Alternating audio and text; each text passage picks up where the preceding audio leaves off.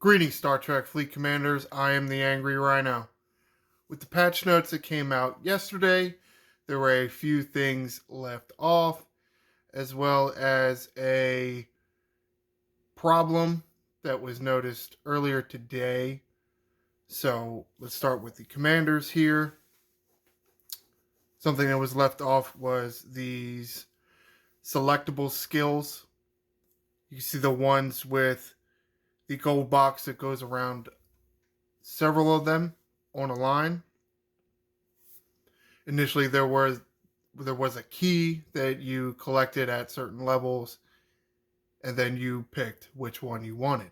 Well, that key currency has been removed, and you are now allowed to select which one you want to be active. You can upgrade them all, and you can pick which one you want to be active. But, like the commanders themselves, when you're changing them out, there is a cooldown. So you can't just keep going back and forth, back and forth, back and forth. Now, with that, there also is an issue where it is if you select a different skill on the same line here, if you don't meet the requirements to upgrade, let's say, your original choice, you cannot go back and select that one again until, I'm assuming, you meet the requirements. Now, this problem has been pushed up to these overlords, and I have been told, or I guess I heard on Ultimate DJ's podcast from community manager Eco that it is a high priority and they are currently working on it. So use caution. Another thing that was left off was the diplomacy tags. Now, this is something we have been asking for I don't even know how long. At least 3 years, maybe even 4 years. Well, they finally did it and then didn't tell anybody. Had to let us find out ourselves. Okay. So you can see here there are 7 options, but the neutral is really, that's just regular. So, but technically it is 7 different choices. 2 purple ones, allied and friendly, they're the same. Now you have 2 yellow ones, civil and caution. And these are just screenshots, like I'm not in game, so this is just a screenshot of the diplomacy page, just for purposes of me doing a video to tell you some of the information. Civil and caution, and then you have 2 red ones. Enemy was always there, but now you also have unfriendly. I mean, I kind of like that they did this finally, but at the same time, we were doing, at least my alliance and most of the alliances on my server, were doing our own thing. Like, say, for instance, the hand here that says friendly, we actually use it as not friendly, more as a symbol of a hand slapping people. So there's that. So will we use it? I don't know. I mean, it's almost kind of like the crew presets, right? It took so long to bring that out, at least for some of us older players. Now, some of you newer folks, you're probably going to engage with this content much easier because you don't have to unlearn old strategies. So, example, for presets, we had our strategies of getting crews loaded up. And then when the presets came out, it took us a while to really get into them. Like, I think it might have actually taken me a year, maybe even 2. So, I mean, now I use them quite frequently, but it took a while. And I imagine it will take a while with this diplomacy status icons. And where I'm going to talk about what is this? As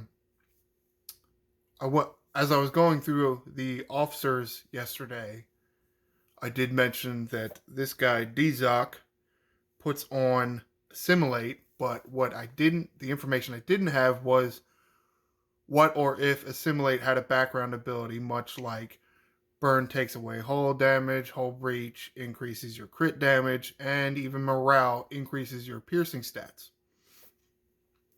So here it is.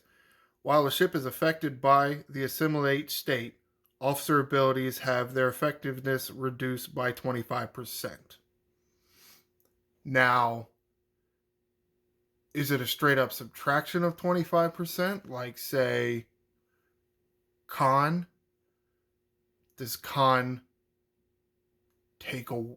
remove 20% crit chance every time? Or is it a quarter of con's ability and it takes off 1% or whatever a quarter of your con's ability is? We don't know yet, but so I guess necessarily we don't have all the information, but we do have more than we did yesterday, or at least I do anyway. So here you go. This is something that you're going to have to look out for because, like, say, I think something that was going around on DJ's podcast yesterday was Battleship Strike Team is going to be highly affected by this. So I think somebody mentioned maybe more affected than some of the other strike teams. I'm not sure I completely agree with that. I think they're all going to be affected about the same way, but who knows? We'll just have to see if it's, a straight subtraction or if it's like a division. New Borg targets. We gotten some new Borg targets, which was nice. Now I wanted to try them out. Yes, they do hit harder. Absolutely. It's definitely a noticeable difference between these new 36s and the 33s I've been grinding on. As you can see, I went through with this crew, Pike, Uhura, and 4. I probably should have used 5 here. I would have gotten more than 297,000. But I didn't know, and I guess I wanted to cover myself in case I could do better and therefore, wasn't wasting a token and not getting as many as I could have, but then, I ended up getting less than I should have. But you could use 5 here. And yes, your research may or may not be as high as mine, and you may not do as well, but it is something that you probably should play around with because I think you're going to get a few extra of these transwarp cells. So you may not get as much per run, but how many of these inert nanoprobes do you want to get a day? And I will say this, and I'll show you a few other crews because I know not everybody's going to have this crew. These runs were taking me like 5-6 minutes. So while yes, I'm getting less, at the same time, it's taking me like 5 minutes instead of like 15 or 20. So it's not too bad of a trade-off, especially if we start looking at some of the other crews. Like, say, new Pike, new Una, and new Uhura. I got 471,000 with this haul. Now, I will say, yes, the loot drops are the same in the sense that each hostile doesn't drop the same amount of loot. There is a minimum and a maximum, and there's, several different amounts on each of these hostiles. So actually 471,000 was one of the lower ones I got with this crew yesterday.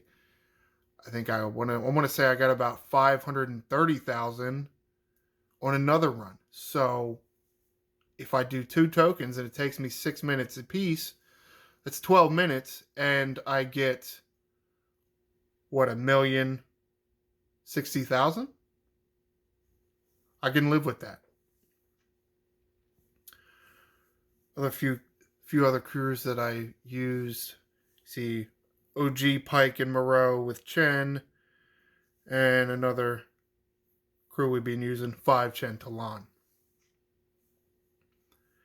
Now, I know I was how do I want to say that? My philosophy, at least for the 33s and down, are Pike Moreau Talon is better than Pike Moreau Chen. That is because the energy weapon is pretty small. Your battles are only going to last 3 rounds. So you get hit by 3 energy weapons, it's not that much. But that kinetic is going to hit you twice, once in the first round and once in the third round.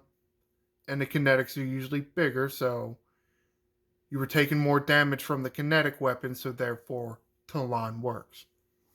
But with these bigger ones, the battle's going to go longer. Like these were going 4 or 5 rounds or something. So getting more energy shots hitting your ship.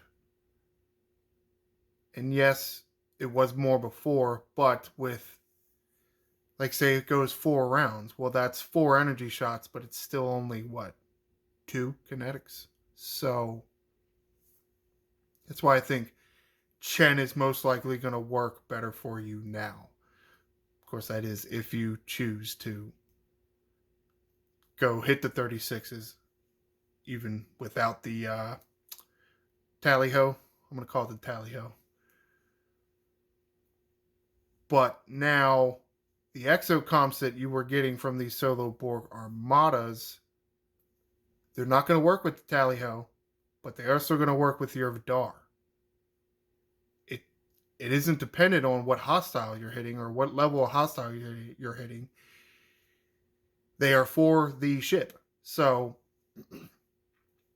yes, you may think 36s are, they're going to be out of your league. But if you pop the exocomps, you can potentially fill your cargo faster. And also, I'll add, because of the placement where they put these systems, they put them, in between... Well, I guess it's not really in between Federation and Eclipse Space. It's more to the southwest of where the Eclipse Armadas are. So, at least for me, coming from territory, it was like a minute to get in the system. So, a minute warp time instead of 2.5 minutes. Again, seems like it has a real potential to save everybody some time grinding probes. But again, a lot of it is going to depend on your researches and your tier of your Vidar and your crew and whatever other thing actually affects it. Buildings, I guess, too. So don't just take my word for it and think that it's better. Test it yourself. Run a few of the 4 crews that I showed you. See which one works better for you. Now, I will say one reason why the new Pike crew is working for me is because my new Pike is tier 3 and my Uhura is tier 4. So, potentially, if you don't have your Strange New World crew that high tiered, it may not work as well. It may not be better than Pike Moreau Chen, but most likely you have Pike Moreau Chen maxed. So just keep that in mind. Just keep that in mind that you may have to do some testing. And take my word for it, I have done many test runs on my Vidar over the past 3 years. Yeah, we'll go with 3 years. It's almost 3 years. Got another month still, but yeah. It's probably something you'll always have to do while grinding hostiles. You'll want to test various crews out at certain points. Just because things change, you get more powerful. Yes, Pike Moreau Chen is good, but how long does it take and how long do you want to spend grinding? Whereas maybe if you use a 5 lead crew to grind some hostiles, it will take less time because your ship is going to get killed quicker. But because you're getting the increased loot bonuses from 5, you may not be sacrificing as much loot. But you're going to be saving yourself a whole bunch of time. And speaking of time, it is time for me to end this video. Be sure to like, subscribe. I'm the Angry Rhino. Shields up, Commanders.